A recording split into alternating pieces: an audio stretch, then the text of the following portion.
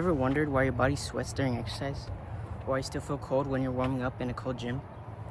Well, your body's basically running a temperature regulation system, just like the AC units in homes and buildings.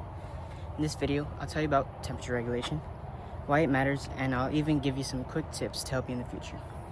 Let's start off with a quick example. Your body is like an AC thermometer. It's constantly checking and regulating your internal body temperature based on your needs. And knowing how it works can keep you safe while you push your limits. Next, let's get into how the body cools down. Let's start off by talking about how the body cools down during exercise. There are 4 main ways that the body cools down during exercise. First is conduction, second is radiation, and third is convection. But these aren't used nearly as much as evaporation, which uses sweat to help us cool down. It all starts in the brain. The hypothalamus senses increases in internal temperature and stimulates sweat glands and increases blood flow to the skin. Sweat then evaporates and helps that blood cool down, and it gets circulated back to the core. This process continues until you are cooled down. Let's next talk about the body's heating system. The body can also generate heat when temperatures get too low.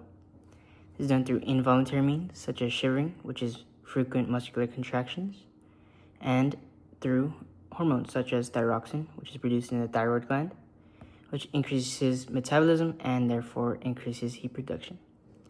Also, this can be done through voluntary means, such as during exercise, when you're contracting muscles and producing more heat. Another thing that happens is vasoconstriction near the skin. The blood vessels near the skin constrict and therefore keep heat and blood near the core and keep your vital organs safe. Now, why is temperature regulation so important? It's important because it protects our body and keeps processes running smoothly. Normal core temperature is around 37 degrees Celsius or about 98.6 degrees Fahrenheit, and anything too high, above 45 degrees Celsius, can damage enzymes and lead to death, and anything too low can lead to decreased metabolism, cardiac arrhythmias, and once again, death. So overall, it allows for proper functioning of biological and chemical processes, and prevents damage from temperatures that are too high or too low. Finally, let's go over some safety tips, specifically in the heat. First off, hydrate properly. You should be drinking about 400 to 800 milliliters of fluids 3 hours prior to any events or exercises.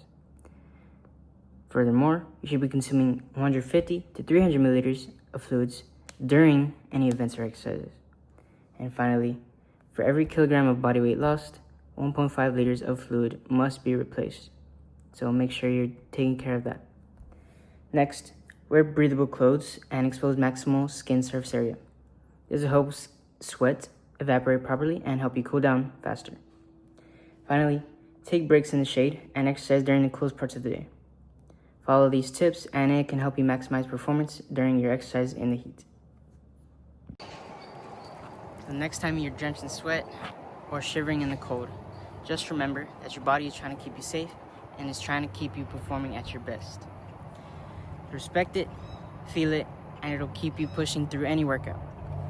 Stay safe, stay cool, and stay warm.